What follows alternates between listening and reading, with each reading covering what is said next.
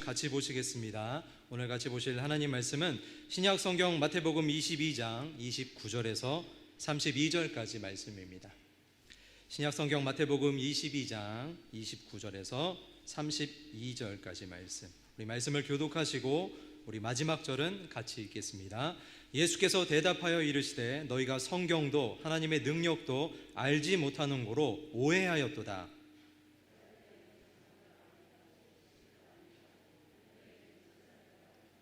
죽은 자의 부활을 논할진대 하나님이 너희에게 말씀하신 바 다같이 나는 아브라함의 하나님이요 이삭의 하나님이요 야곱의 하나님이로라 하신 것을 읽어보지 못하였느냐. 하나님은 죽은 자의 하나님이 아니요 살아있는 자의 하나님이시니라 하시니. 아멘. 할렐루야.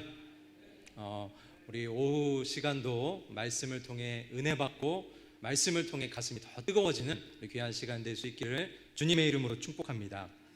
공시와 통시의 개념은 역사적인 기술이 필요한 분야에서 주로 쓰입니다. 그래서 공시적이라고 하면은 어떠한 시기의 현상 그리고 특징과 관련된 것을 가리킬 때 쓰는 것이고, 통시적이라고 하면은 여러 시대에 걸친 현상과 특징과 관련된 것을 가리킬 때 씁니다. 그래서 시간을 기준으로 공시적이라 함은 시간을 종적으로 해석하는 것이며, 통시적이라 함은 시간을 횡적으로 해석하는 것이다 라고 할 수 있습니다. 네, 제가 여기까지 말했는데 벌써 몇몇 분들이 뭔 얘기를 하고 있나 이런 눈으로 저를 쳐다보고 계세요. 네, 저도 뭔 얘기인지 모르겠어요. 제가 드리고 싶은 말씀은, 오늘 말씀 제목이 뭐죠? 통시적 말씀을 들으라 라는 건데, 이 통시적이라는 것에 대한 학술적인 논의와 이야기를 하는 것이 아니고요, 언어학에서 쓰이는 공시적, 통시적 개념을 말씀에 적용한 게 아닙니다. 그래서 오늘 말씀에 있는 통시적 말씀을 들으라 라는 것은 어떤 말씀을 가리키냐면은 통으로 시간을 관통하는 말씀을 들으라 라는 의미로 제가 지어낸 말입니다. 제가 지어낸 말입니다 할 때 아무도 안 놀라세요. 이런 언어를 창조해내는데도 전혀 동요가 없으세요. 통으로 시간을 관통하는 말씀을 들으라. 그래서 처음에 이 말씀 제목을 정할 때 엄청 고민을 많이 했어요. 그래서 통시관 말씀을 들으라 할 때 좀 어감이 이상할 것 같아요. 그래서 통시통 말씀을 들으라 이상할 것 같아요. 그래서 잘 생각해 보니까 통시적 말씀을 들으라 하면은 딱 기억이 될 것 같아서 제가 지어낸 말입니다. 어쨌든 통으로 시간을 관통하는 말씀을 들으라 라는 말씀의 줄임말로 제가 말씀을 정했습니다. 통으로 시간을 관통한다 라는 말씀의 의미는 과거와 현재와 미래를 한꺼번에 관통하고 바라본다 라는 말씀의 의미를 생각하고 있는 것이고요, 예수님은 이와 같은 말씀의 맥락에 따라서 항상 과거와 현재와 미래를 한 번에 관통하는 말씀을 주로 이야기를 하십니다. 그러니까 예수님이 말씀을 나누시고 이야기를 하실 때에는 그 현장에 있는 사람들만 대상으로 말씀하신 게 아니고요, 그 말씀에 무슨 의미가 들어가 있냐면은 과거의 일과 현재 말씀을 나누었던 예수님의 그 현재의 상황과 그 말씀을 보게 될 미래의 우리의 모습까지도 모든 것이 통합되게 이해할 수 있도록 예수님이 말씀하고 계신다라는 거예요. 그게 뭐냐면은 통시적 말씀이다라는 거예요. 누가 창조했다고요? 제가 아무도 믿지 않은. 그럼 예수님은 이 통시적 말씀을 어떻게 하고 계시는가? 우리 본문 말씀을 살펴보면서 한번 보았으면 좋겠습니다. 오늘 본문 말씀의 상황은 예수님과 사두개인들이 부활 논쟁을 하고 있는 장면인데요, 왜 사두개인들은 예수님과 관해서 부활에 관해서 막 논쟁을 하고 있을까요? 그것은 아마 그들의 출신 성분일 때문일 것입니다. 이 사두개인들은 누굽니까? 당대 유대의 종교 및 정치의 최고 지도자인 이 대제사장을 지지하는 당파를 얘기합니다. 시기적으로는 기원전 2세기에서 예루살렘이 멸망에 이르는 그 기간까지의 세력을 가졌다는 그 당파를 얘기하는 것이고, 주로 귀족 계급에 속하고 대제사장과 예루살렘의 유력자들로 이루어져 있던 사람들이 바로 사두개인들입니다. 비록 그 수는 매우 소수였지만 이 사람들은 굉장히 교양도 있었고, 특히 제사장 계급을 독점하면서 세력을 확장시켰던 사람들인데요, 성경에서도 보면은 바리새인들과 종종 대립하고 있는데, 이 바리새인들은 종교적인 색채가 굉장히 진한 반면에 이 사두개인들은 정치적인 색채가 굉장히 짙었던 사람들이라 서로 대립하고 싸우는 입장이 있었습니다.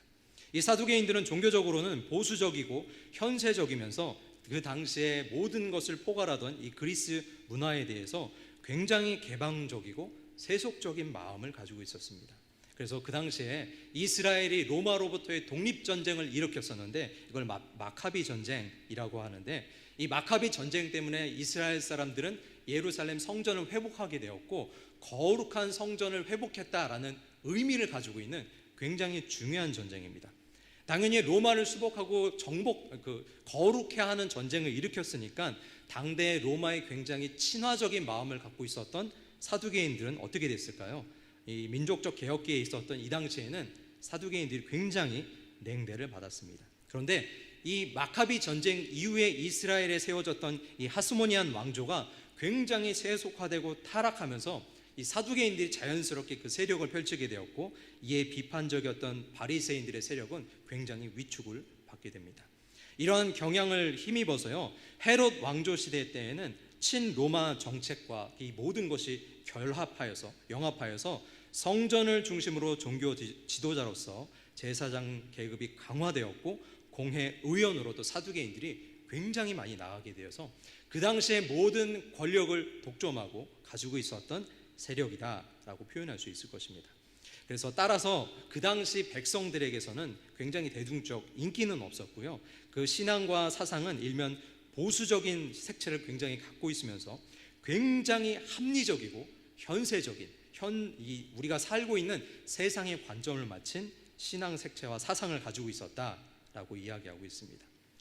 사두개인들은 바리새인들이 존중했던 그 유전은 전혀 인정하지 않고 성문화되었었던 모세의 율법만을 굉장히 중요시 생각하고, 한마디로 얘기하면 모세 오경만 딱 믿었다라는 거예요. 다른 것은 믿지 않고 바라보지 않았다라는 거예요. 그래서 그 결과로 인해서 사두개인들은 부활도 없고 천사도 없고 영도 없고 일체 그 모든 영적인 존재를 다 인정하지 않고 그들을 부정하게 된다라는 것입니다. 이러한 그들을 세례 요한은 독사의 자식이다 라고 비난했었고, 예수님도 사두개인과 바리새인을 동일하게 신란하고 징책하신다라는 것입니다. 오늘 본문에서는 이러한 사두개인들이 믿을 수 없는, 자신들이 받아들일 수 없는 그 부활에 관해서 예수님께 굉장히 어려운 질문을 하고 있습니다. 바로 무엇이냐면은 계대 혼인과 부활을 섞어서 논리적인 모순점을 지적하며 자신들이 옳다고 예수님을 시험하는 것이다 라는 것입니다. 계대 혼인에 관해서는 오늘은 자세히 살펴보지 않을 텐데 다 알고 계실 거라 믿습니다. 다 모르시면 말씀 진행이 안 되니까 이럴 때는 모르시더라도 아멘 하시면 좋을 것 같아요. 다 알고 계실 거라 믿습니다.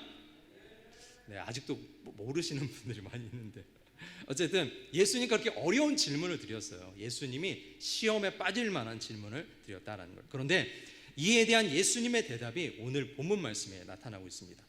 예수님은 뭐라고 말씀하셨을까요? 우리 본문 29절 말씀 한번 같이 읽어보시겠습니다. 시작. 예수께서 대답하여 이르시되 너희가 성경도 하나님의 능력도 알지 못하는 거로 오해하였도다. 예수님이 사두개인들에게 뭐라고 얘기하시는 거예요? 너희가 오해하였다. 너희가 성경도 모르고 하나님의 능력도 알지 못하기 때문에 오해했다라고 표현하고 있는데요, 이 오해했다라는 표현이 사두개인들이 좀 잘했는데 조금 실수했다 이런 의미로 받아들여질 수 있어요. 그런데 그게 아니라 완전히 잘못했다라는 의미입니다. 그래서 NIV에서는 이걸 어떻게 해석했냐면 You are in error 이렇게 표현했어요. 뭐라고요? 당신은 에러에 있다. 당신은 고장난 상태에 있다라고 했고요, 현대인의 성경에서는 이걸 좀 재미있게 풀어서 우리에게 이렇게 얘기합니다. 그래서 예수님은 그들에게 이렇게 대답하셨다. 너희는 성경과 하나님의 능력을 모르기 때문에 잘못 생각하고 있다. 이렇게 얘기하고 있어요. 오늘 말씀을 듣는 우리 성도님들은 사두개인들처럼 성경과 하나님의 능력을 몰라서 잘못 생각하는 것이 아니라 성경도 참으로 알고 하나님의 능력도 참으로 알아 칭찬받는 성도님들 될 수 있기를 주님의 이름으로 축원합니다. 예수님은 이와 같은 부활에 관해서 굉장히 명쾌한 해답을 제시해 주고 계십니다. 굉장히 어려운 질문이에요. 사실은 내용의 본문을 잘 살펴보면 빠져나갈 수 없을 만한 구멍이 없는 굉장히 어려운 질문이었습니다. 반면에 예수님은 여기에 대해서 아주 정확한 해답을 제시해 주시는데, 우리 본문 30절 말씀 한번 같이 한번 읽어봅니다. 30절입니다. 시작. 부활 때에는 장가도 아니가고 시집도 아니가고 하늘에 있는 천사들과 같으니라. 예수님이 하신 말씀이에요. 아주 명쾌한 해답을 제시하고 계시다라고 생각합니다. 본문 30절의 말씀은 구약의 말씀을 인용하는 것도 아닙니다. 그리고 예수님이 다른 성경의 선지자의 예언 말씀을 가지고 와서 하신 말씀이 아니고요, 예수님이 직접 선포하시는 말씀이에요. 한마디로 얘기하면은 새 계명과 같은 말씀이다라고 표현할 수 있습니다. 우리가 알고 있는 대표적인 새 계명의 말씀이 뭐가 있어요? 가장 유명한 말씀이죠. 요한복음 13장 34절. 우리 말씀 한번 같이 한번 읽어볼까요? 시작. 새 계명을 너희에게 주노니 서로 사랑하라. 내가 너희를 사랑한 것 같이 너희도 서로 사랑하라. 오늘 말씀을 왜 자꾸 이렇게 읽으라 라고 하는지 의아하실 것 같은데요, 굉장히 졸리실까 봐 말씀에 집중하기 위해서 말씀을 읽으라고 하는 겁니다. 예수님이 주신 말씀 요한복음 13장 34절, 새 계명을 너희에게 준다라는 의미가 뭐예요? 구약에는 없는 말씀이에요. 구약에는 이와 같은 계명이 선언된 적이 없어요. 예수님이 새로운 계명을 주신 말씀이다 라는 것인데, 오늘 사두개인과 죄송합니다, 파리가 날라 사두개인과 예수님이 대화할 때 그 부활에 관한 내용을 예수님이 새로운 계명과 새로운 해답으로 제시하시면서 말씀하고 계시다라는 것입니다. 기존의 계명과 생각의 그 한계를 뛰어넘는 새로운 해답과 길을 제시하고 보여준다라는 것입니다. 그런데 예수님은 말씀이 이렇게 해답만 제시하고 끝내진 않습니다. 예수님은 이것이 어떻게 이렇게 새롭게 해석되고 새로운 계명으로 주어질 수 있는지를 말씀해 주시는데, 한마디로 예수님 이 새로운 계명의 해답을 어떻게 알고 계시는지를 우리 본문 말씀 31절에서 32절까지 말씀에 이렇게 얘기합니다. 죽은 자의 부활을 논할진대 하나님이 너희에게 말씀하신 바 나는 아브라함의 하나님이요 이삭의 하나님이요 야곱의 하나님이로 하신 것을 읽어보지 못하였느냐. 하나님은 죽은 자의 하나님이 아니요 살아있는 자의 하나님이시니라 하시니 라고 얘기하고 있어요. 예수님이 부활을 잘 모르는 사두개인들, 부활이 뭔지 깨닫지 못하는 그 사두개인들에게 새로운 해답과 새로운 정답을 가르쳐주고 계시는데, 이게 어떻게 알게 되는 거냐, 이것이 어떻게 주어지는 거냐, 그거를 설명해 주는 말씀이 31절에서 32절 말씀이다 라는 것이에요. 이 말씀에 어떻게 예수님이 해답을 알고 계시다는 말씀이 될 수 있습니까? 먼저 예수님이 지금 하고 있는 32절 말씀은 구약의 말씀을 인용하신 거예요. 나는 아브라함의 하나님이요 이삭의 하나님이요 야곱의 하나님이로라 하신 이 부분의 말씀은 시내산에서 모세에게 나타나셔서 하나님이 모세에게 하시는 말씀이에요. 출애굽기 3장 6절에 보면은 이 말씀이 동일하게 나오고 있어요. 우리 말씀 한번 같이 한번 읽어보겠습니다. 시작. 또 이르시되 나는 내 조상의 하나님이니 아브라함의 하나님 이삭의 하나님 야곱의 하나님이니라. 예수님이 이 말씀을 가지고 오신 거예요. 그리고 사두개인들에게 새로운 계명과 새로운 율법으로 부활이 무엇인지를 가르쳐 주신 다음에 이게 어떻게 주어지고 이거 어떻게 이루어지는지 알아 하시면서 그걸 이해시키기 위해서 출애굽기 3장 6절 말씀을 가지고 오시는 거예요. 예수님은 사두개인들이 이 말씀을 잘 읽고 깨달았다면 이와 같은 잘못에 빠지지 않을 것이다 라고 이야기하고 있는 것입니다. 우리가 이 말씀을 하실 때 상황을 한번 들어가 볼까요? 모세와 하나님이 만나셔서 이 말씀을 하실 때 한번 상황을 볼까요? 이 말씀은 하나님이 모세를 만나서 그에게 이스라엘 백성을 출애굽시키라는 위대한 사명을 맡길 때의 장면입니다. 시점으로 보면은 이미 요셉을 통해서 아브라함의 자손들이 이집트에 정착한 후에 무려 430년이 흐른 뒤에 사건이다라는 거예요. 근데 하나님이 짠 나타나셔서 지금 모세에게 뭐라고 말씀하시는 거예요? 나는 옛날 너희 조상들이었던 너희 조상인 아브라함과 이삭과 야곱의 하나님이다 라고 자신을 지금 나타낸다라는 거예요. 이 시점에서 하나님이 얘기하시는 아브라함과 이삭과 야곱은요, 이 모세, 하나님의 그 당시 소명을 받던 이 모세의 관점에서는 이미 어떤 사람들이에요? 죽은 사람들이에요. 살아있는 사람이 아니죠. 왜? 이미 몇 년 전에, 무려 430년 전에 이미 죽은 사람들이다라는 것입니다. 모세에겐 이미 조상이고 이미 오래전에 죽은 사람이다라는 의미입니다. 모세에겐 단순히 오래전 조상의 하나님으로 나타나셔서 스스로를 알리시고 설명하는 장면일지 모르겠지만 예수님은 이 장면이 주는 새로운 의미를 덧붙여서 우리에게 해석해 주십니다. 하나님은 죽은 자의 하나님이 아니요 살아있는 자의 하나님이시니라. 한번 따라 하시겠습니다. 하나님은 죽은 자의 하나님이 아니요 살아있는 자의 하나님이시니라. 이 말씀을 가지고요, 하나님은 죽은 하나님이 아니고 살아있는 하나님이시다라고 새로운 관점을 제시해 주신다라는 것입니다. 모세의 관점에서는 죽은 자들입니다. 그렇잖아요.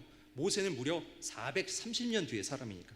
모세에게는 아브라함과 이삭과 야곱은 이미 죽은 사람이에요. 그런데 예수님은 그들이 죽은 것이 아니고 오히려 살아있는 자로서 하나님 이렇게 살아있는 자들의 하나님이 되신다라고 말씀하고 있는 것입니다. 이제 여기서 좀 헷갈리는 부분이 와요. 여기서 우리가 이해할 수 없는 상황이 이제 딱 직면하게 돼요. 왜냐? 우리는 분명히 죽은 자들이며 그들이 살아있는 것은 상상할 수 없는 과거이지만 하나님께는 그게 어떻게 하다는 거예요? 그게 가능하다라는 거예요.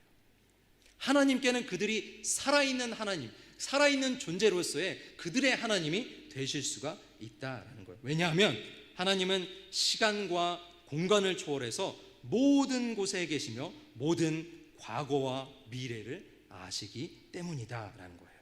이를 하나님의 편재성이라고 얘기하는 겁니다. 제가 우리 아이들을 데리고 저기 이제 그 에코리움이라는 박물관을 갔어요. 거기 가면은 열대 식물도 있고 막 동물들도 있고 재미있는 게 정말 많아요. 근데 거기 어떤 특별관이 있는데 그 특별관에 딱 갔더니 개미의 생태와 삶에 관해 있어서 이제 특별 전시를 하면서 큰 유리 통에다가 흙을 담아놓고 거기에 개미들을 풀어놨어요. 그럼 개미들이 자연스럽게 어떻게 되겠어요? 막 땅을 헤집고 다니면서 집을 뚫고 그 다음에 집을 막 어떻게 연결하는지를 입체적으로 이렇게 쫙 볼 수 있게 해요. 그 안에서 개미들이 막 이렇게 돌아다니고 있는 거예요. 근데 그걸 이렇게 유심히 보다 드는 생각이, 나는 지금 이 유리벽 밖에서 개미들이 집을 어떻게 짓는지를 한눈에 쫙 스캔하면서 보고, 아, 개미들이 이렇게 살아가고 개미들이 이렇게 집을 만드는구나 라는 걸 알 수 있는데, 정작 집을 만드는 개미들은 그걸 알 수 있을까요? 잘 모르겠죠. 개미들은 뭐만 알겠어요? 자기 앞에 있는 땅 파는 거 외에는 아무것도 모르는 거예요. 무슨 말씀인지 아시겠어요? 심지어 개미들은 자신들이 갇혀 있다라는 것도 몰라요. 자신들이 사람들의 구경거리다라는 것도 인지할 수 없어요. 그냥 눈앞에 흙만 파면서 사는 거예요. 마찬가지예요. 우리는 이 세계에 갇혀 있고 이 시공간 속에 있기 때문에 과거의 일, 현재의 일, 미래의 일 모든 것을 알 수 있어요. 우리가 유일하게 알 수 있는 건 뭐예요? 지금 이 현재의 일 외에는 알 수 없어요. 과거의 일을 우리가 어떻게 알아요? 알 수 있는 방법이 있어요? 없죠. 뭐를 통해서만 보조적으로 아는 거예요? 책이나 뭐 영상이나 문자나 유적이나 이런 것을 통해서 과거에 이런 일이 있었구나라는 것을 유추할 뿐이지 과거의 일을 몰라요. 미래의 일은 어떨까요? 뭐 당연히 알 수도 없겠죠. 뭐 신령한 은사가 있어가지고 막 기도 열심히 하면 알 수 있어요? 아니에요. 우리는 과거도 모르고요, 미래도 몰라요. 그저 현재에 갇혀 살아요. 마치 뭐와 같은 줄 아세요? 자기 눈앞에 흙만 파는 개미하고 일말 다를 게 없어요. 그거 외에는 아무것도 몰라요. 불이 어떻게 뚫어지는지, 전체적인 모습은 어떤지, 자기가 지금 사람들의 관람거리가 되는지 아닌지조차 아무것도 알지 못한다라는 거예요. 그러나 하나님은 어떠실까요? 하나님은 과거도 아시며 현재도 아시고 미래도 아세요.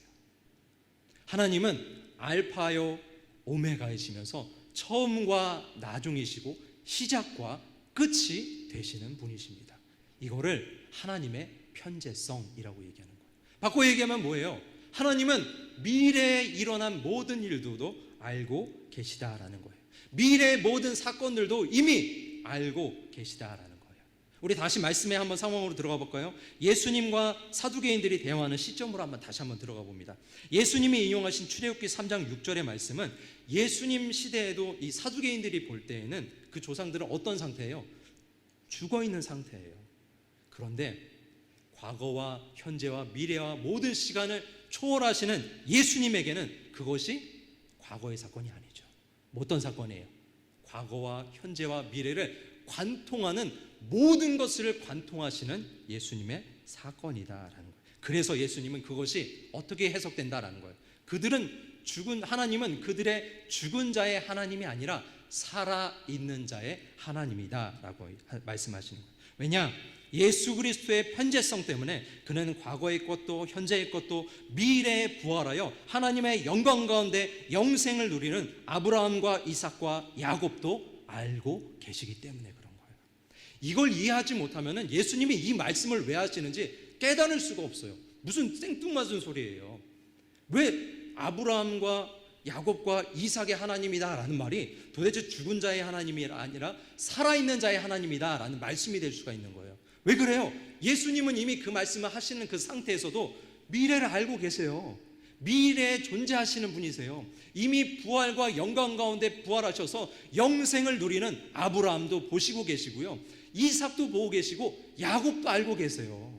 그들이 믿음을 순전히 지켜서 죽었지만, 우리의 관점으로는 죽은 사람이지만 미래의 그들을 알고 계시고 그 모든 것을 통합하여 보시기 때문에 이렇게 말씀하실 수 있는 거예요. 나는 아브라함의 하나님이요 야곱의 하나님이요 이삭의 하나님이다 라고 말씀하시는 것이 왜 죽은 자의 하나님이 아니라 살아있는 자의 하나님이다 라고 말씀하시는지를 우리가 깨달을 수 있다라는 것입니다. 예수님은 지금 이 말씀을 하시는 것이 단순히 사두개인들을 율법적으로 가르치고 학습시키려는 것이 아니라 통으로 시간을 관통하여 바라보시며 하시는 말씀이다라는 것입니다. 우리와 이 사두개인들의 관점에서는 오래전에 죽은 조상들이지만 죽음과 사망의 권세를 패하시고 영생의 면류관을 취하신 예수님에게는 과거의 일시적인 사건이 아니라 인간의 죽음의 본질이 그것이 아니다라는 거예요. 예수님께는 영생이 본질이고 이 예수님은 시간과 공간을 초월해서 이 모든 것을 바라보고 계시다라는 것입니다. 요한복음 6장 54절 말씀은 그래서 이렇게 말씀하고 있어요. 우리 말씀 한번 같이 한번 읽어봅니다. 시작. 내 살을 먹고 내 피를 마시는 자는 영생을 가졌고 마지막 날에 내가 그를 다시 살리리니. 예수님의 살과 피를 먹고 마시는 자가 뭘 가졌다라는 거예요? 영생을 가졌다라는 거예요. 이 말은 뭐예요? 예수님의 본질이 뭐라는 거예요? 영생이라는 거예요. 예수님의 본체가 뭐라는 거예요? 영원이라는 거예요. 영원이라는 건 뭘 얘기하는 거예요? 과거에 갇혀 있는 게 아니에요. 현재에 머물러 있는 게 아니에요. 과거와 현재와 미래와 모든 것을 통합해서 존재하시는 분이 예수 그리스도다라는 거예요. 그러므로 예수 그리스도를 믿고 고백하며 받아들이는 사람이 영생을 소유할 수 있는 것이고 마지막 날에 내가 그들을 어떻게 하신다? 다시 살리리라. 우리는 눈앞에 이것만 막 하면서 우리의 인생을 살지만 예수님은 이미 알고 계세요. 미래에서 우리가 어떤 영생을 누리는지. 우리가 지금 이렇게 예배드리는 모습에 우리는 국한되어 있다고 생각하잖아요. 미래의 영광의 주님이 영생을 우리에게 주실 때 우리가 어떤 찬양과 경배를 하는지 예수님은 바라보고 계세요. 구약시대에서도 바라보고 계시고 신약시대에도 바라보고 계시고 지금 말씀을 듣는 우리의 모습도 바라보시면서 이 시간을 관통하시는 말씀을 하고 계시다라는 것입니다. 히브리서 1장 11절에서 12절에 보면 오직 주는 영존할 것이요 라고 있고 12절에 보면 주는 여전하여 연대가 다함이 없으리라. 예수님은요 연대가 다함이 없어요. 왜? 영원 불변하신 존재이시기 때문에 그래요. 예수님은 영원히 존재하시는 분이시기 때문이시다라는 것입니다. 영존하시는 예수 그리스도를 믿으십니까? 시간과 공간을 초월하여서 과거와 현재와 미래를 그 통합하신 그 예수님을 믿으십니까? 그 예수님이 우리의 심령 가운데 충만히 거할 수 있기를 주님의 이름으로 축원합니다. 예수님은 언제나 통으로 시간을 관통하여서 말씀하고 계세요. 한마디로 통시적으로 말씀하신다라는 것입니다. 성결대 총장을 지내셨던 성기호 교수님이요 이 예수 그리스도의 편재성에 관해서 이렇게 말씀하셨습니다. 그는 아주 오래전부터 계셨는데 영원전 즉 시간이 있기도 전부터 계시던 분이다. 예수님은 안 계셨던 때가 없으신 분으로 언제나 존재하시는 하나님이시다. 예수님께서 유대인에게 말씀하시기를 아브라함이 나기 전부터 내가 있었느니라 하시니 라고 하셨다. 모든 유대인은 아브라함의 후손이며 예수님의 족보에도 아브라함의 자손 즉 예수 그리스도라고 기록되어 있으나 사실은 아브라함이 있기 전부터 그리스도께서 존재하셨다. 그리스도는 아브라함이 나기 전에 계셨을 뿐 아니라 영원 전부터 계시는 분이다. 언제나 계셨기에, 아니 계신 때가 없으신 분, 즉 영원하신 예수님은 앞으로도 영원히 존재하신다. 알파와 오메가, 처음과 끝이 되시는 그리스도는 영원 전부터 계셨고 영원까지 존재하시는 하나님이시다, 이렇게 말씀하셨어요. 이 말씀의 의미를 좀 이해하시겠어요? 예수님이 왜 하나님은 죽은 자의 하나님이 아니고 살아있는 자의 하나님이다 라고 말씀하시는 그 의미를 아시겠습니까? 그러므로 우리는 통치적으로 말씀하시는 그 주님의 말씀을 들을 수 있어야 합니다. 바꿔 얘기하면 우리의 미래를 아시고 우리의 결과를 아시는 주님의 말씀을 들어야 한다라는 것이에요. 만약에 이것을 모를 때 우리는 사두개인들처럼 에러에 빠지는 거예요. 고장난다라는 거예요.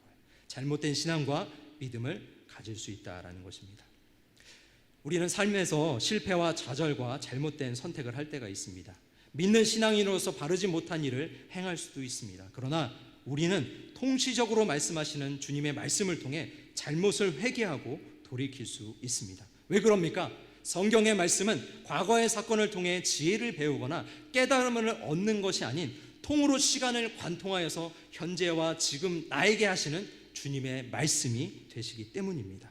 지금 나에게 말씀하시는 주님의 그 음성을 들으며 모든 시공간 속에서 영생을 취하신 주님을 전적으로 신뢰하고 우리로 영생을 취하게 하실 주님의 그 통치적인 말씀을 들을 수 있기를 주님의 이름으로 축원합니다. 우리 말씀 생각하시면서 우리 찬양하실 텐데, 내가 너를 도우리라, 우리 말씀 생각하며 찬양하시겠습니다.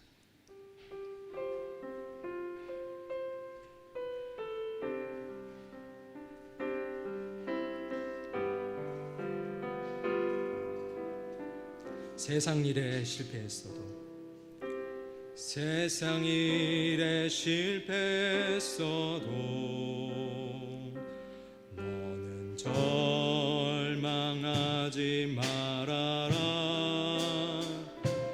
내가 너를 도우리라. 다시 일어서게 하리라. 질병으로 고통당해도 너는 두려워 말라. 내가 너를 도우리라. 다시 일어서게 하리라. 나를 버린 자들도 내가 사랑하거늘 하물며 너희를 그냥 둘까 보냐. 나는 너와 함께하는 너의 하나님 되미니 의로운 오른손으로 붙들리라. 내가 너를 굳세게 하리라. 너를 크게 사용하리라. 너로 하여금 나를 증거하도록 내가 너를 내가 너를 굳세게 하리라. 내가 너를 굳세게 하리라. 너를 크게 사용하리라. 너로 하여금 나를 증거하도록 내가 너를 도우리라. 우리 말씀을 생각하시면서 우리 같이 기도하실 때 우리 이렇게 기도했으면 좋겠습니다. 주님, 저는 참 부족합니다. 저는 참 연약합니다. 하나님 부르시고 하나님 맡겨주신 사명도 감당하지 못하고 주님이 맡겨주신 귀한 사역도 감당하지 못하는 부족한 존재입니다. 그러나 동시적으로 말씀하시며 시간과 공간을 초월해서 나에게 말씀하시는 그 주님 앞에 순종하며 내 잘못을 회개하고 온전한 모습으로 나아갈 수 있도록 주님 나를 붙잡아 주시옵소서. 주님의 그 음성을 듣는 시간 되기를 바랍니다. 이 시간 나에게 말씀하시는 그 음성을 들으며 그 앞에 무복하고 그 앞에 순종하며 나아갈 수 있는 이 시간 될 수 있도록 주님 함께하여 주시옵소서. 우리 사모하는 마음으로 통성으로 기도할 때 주여 3번 크게 부르짖고 우리 다 같이 통성으로 기도합니다. 주여